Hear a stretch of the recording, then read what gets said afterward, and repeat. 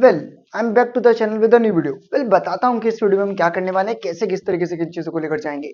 यार बहुत ध्यान से सुनना। अभी तक हम इस चैप्टर में 2 पार्ट्स तक वीडियो बना चुके हैं, पार्ट 1, पार्ट 2। फाइनली पार्ट 3 रहेगा ज्योग्राफी के चैप्टर नंबर 1 और आपकी नई बुक के accordingly chapter number 2 understanding land forms में। इसमें अभी मैं आपको बेसिकली अर्थ के स्ट्रक्चर और अर्थ के लेयर्स के बारे में बताऊंगा। क्वेश्चन कैसे फ्रेम होगा, आंसर कैसे लिखना है। और अभी तक 2 पार्ट्स में हमने कुछ फिनोमेना को कवर किया। कन्वेक्शनल करंट्स क्या होता है, कन्वेक्शनल करंट्स कैसे वर्क करते हैं, चीजें कैसे वर्क करती है, टेक्टोनिक प्लेट्स क्या होता है, मूवमेंट ऑफ टेक्टोनिक प्लेट्स क्या होता है, और कई सारी की टर्म्स थी जिनको कि हमने बहुत प्रॉपर तरीके से A to Z in depth जाकर कवर और क्लियर किया।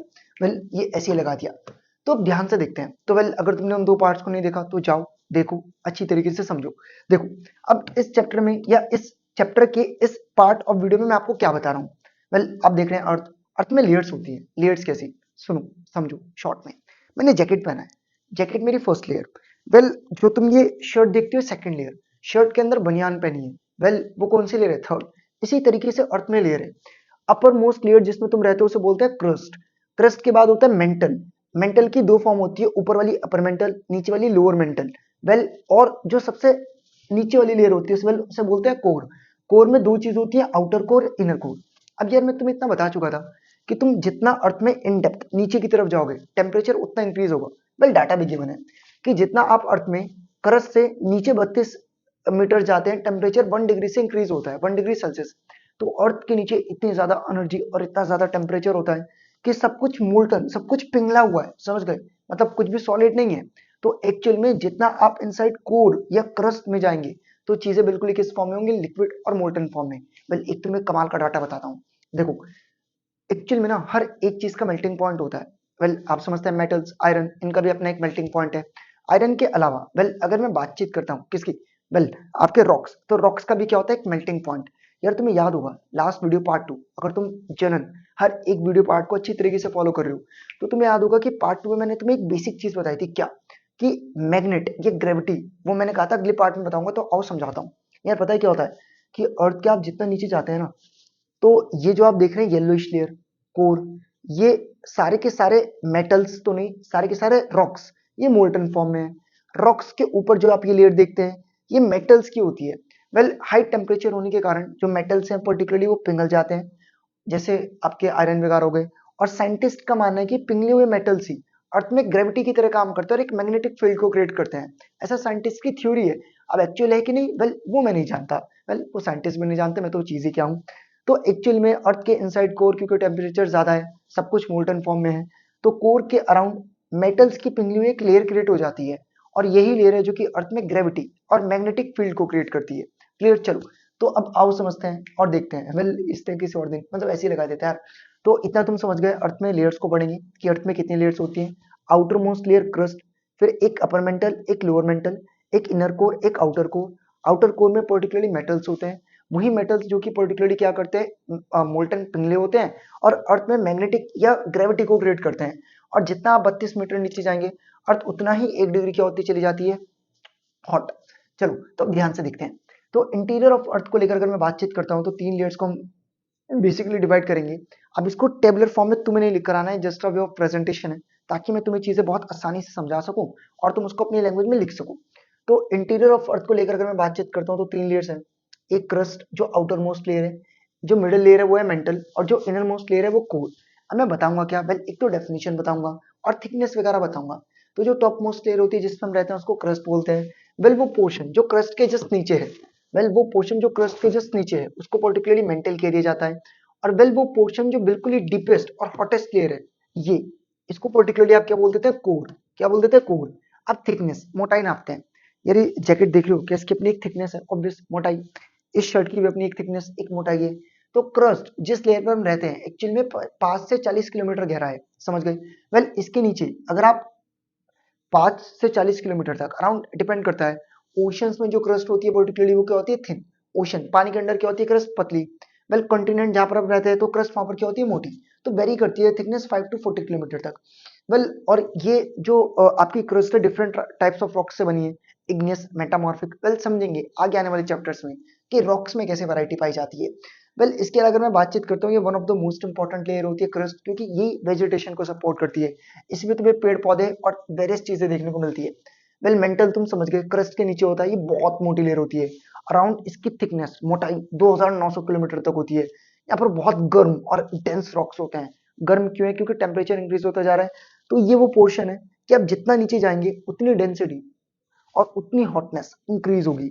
और ये दो पार्ट्स में डिवाइडेड है, मैंने तुम्हें बताया था, एक अपर मेंटल एक लोअर मेंटल। और और जो क्रस्ट और मेंटल के बीच में लेयर होती है, सॉरी गलती से लिख दिया, जो क्रस्ट और कोर के बीच में लेयर होती है, जो क्रस्ट और कोर के बीच में लेयर होती है उसे क्या कहा जाता है? मेंटल। क्या कहा जाता है? Mental.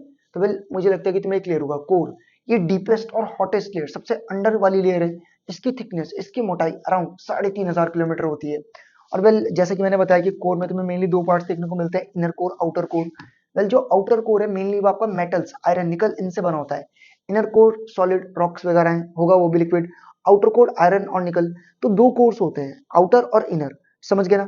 Outer core particularly liquid है और किसका बना है? मेनली आयरन का।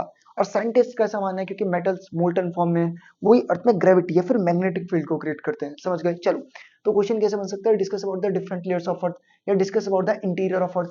तो क्रस्ट उसको एक्सप्लेन करना, मेंटल उसको एक्सप्लेन करना, वेल कोर उसको एक्सप्लेन कर देना। बहुत सिंपलेस्ट में तुम्हें एक्सप्लेनेशन दी है कि तुम्हें दिक्कत ना हो, है ना? चलो अब अच्छा एक चीज और समझो, ऐसी बुक में एक फैक्ट गिवन था जो येलो कलर से लिखा है। वेल मैं तुम्हें दिखाता हूँ क्या है। वेल तुम्हें दिखाता हूँ, बहुत ध्यान से देखना, बेसिक समझो भाई। एक है क्रस्ट और एक है मेंटल। क्रस्ट और मेंटल के बीच में ना एक सेपरेशन ऑफ लाइन होता है, बहुत छोटी सी लाइन, उसको मोहो कहा जाता है। वेल अब इसका नाम मोहो क्यों रखा गया? तो जो साइंटिस्ट जिसने इसको डिस्कवर किया था उसका नाम क्या था? एंद्रीजा। इसको पढ़ लेना, मोहरिक, अजीब सा नाम है। तो इन्होंने जब इसको डिस्कवर किया 1909 में, तो इन्होंने इसको अपना ही नाम दे दिया। तो जो क्रस्ट है और जो मेंटल है वो एक लाइन से सेपरेटेड है, और वो लाइन क्या है? मोहरिको डिसकंटिन्यूटी। और इसको एक जियोलॉजिस्ट के नाम पर रखा गया था। वेल जियोलॉजिस्ट आप समझ गए, जिन्होंने इस लाइन को क्या किया था? डिस्कवर किया था। तो बस 1 मार्क्स के लिए ध्यान रखना कि क्रस्ट और मेंटल एक लाइन से क्या है? डिवाइडेड। उस लाइन को क्या बोलते हैं? मोह। चलो, तो मुझे लगता है कि यहाँ तक तुम्हें फैक्ट्स क्लियर होंगे। वेल ये वीडियो का पार्ट बहुत ज्यादा लेंदी नहीं रहेगा। इसके बाद चैप्टर मुश्किल से आपका 3 पार्ट्स में कंप्लीट हो जाएगा। ये पार्ट 3 है। चैप्टर बहुत लेंदी है इस बार सोशल साइंस में। अमूमन इंडियन चीजों को पढ़ाया जा रहा है, कुछ कॉन्सेप्ट्स को डायरेक्ट लेकर गए। तो अगर मैं इन डेप्थ जाकर चीजें नहीं बताऊंगा, ओरली एक्सप्लेन कर दूंगा, तो वेल तुम्हें बहुत इन डेप्थ क्लियर नहीं होगा। अगला पार्ट तुम्हारा क्या रहेगा? मैं तुम्हें बताऊंगा वेदरिंग क्या होता है, इरोजन क्या होता है। अगले पार्ट में एग्जैक्टली तुम्हें एक्सप्लेन करूंगा कि जो अभी तक किया था वो क्या कर रहे थे, अब जो कर रहे हैं वो क्या करने वाले हैं। वेल अब बस एक हिंट देकर छोड़ता हूँ। यार मुझे एक बात बताओ, वेल जो मैं माउंटेन्स या पहाड़ों की बातचीत करता हूँ, वेल तुम्हें पता है कैसे बने हैं? पता है तो नीचे कमेंट सेक्शन में बताओ कि किन दो टेक्टोनिक प्लेट्स की टक्कर हुई थी, क्रिएशन और यूरेशियन के साथ कौन सी थी? Indo Australian. और बीच में जो अपलिफ्ट हुए थे उसका क्या नाम था? क्या क्या क्या? वो कमेंट सेक्शन में मुझे बताओ। तो वेल माउंटेन्स एक्चुअल में ऐसे एग्जैक्टली वी शेप नहीं थे, ये भुए हैं वी शेप। कैसे, किस तरीके से? वेदरिंग क्या होता है, इरोजन क्या होता है, वेल एक्सोजेनिक क्या होता है? इन्हीं चीजों को हम अगले पार्ट में कवर करेंगे। तो मुझे लगता है कि पार्ट 1 पार्ट 2 पार्ट 3 यार ये वो चैप्टर्स थे जो तुम्हें जानना था कि चीजें काम कैसे करती है, जो तुम्हारे फिनोमेना और बेस और कॉन्सेप्ट्स को बिल्ड कर रहे थे, वो मैंने बहुत अच्छे से बिल्ड किया। और तुमने भी बहुत अच्छे से चीजों को देखा।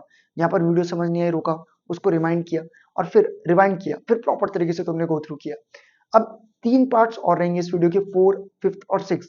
और एट द एंड 3 पार्ट्स में हम टॉपिक्स को बहुत प्रॉपर तरीके से कंप्लीट कर देंगे। और तुम्हारी काफी डिमांड भी थी यार कि बनाओ वीडियो इस टॉपिक, इस चैप्टर पर, क्योंकि अल्टीमेटली तुम्हारे पीरियोडिक्स में आ रहा है।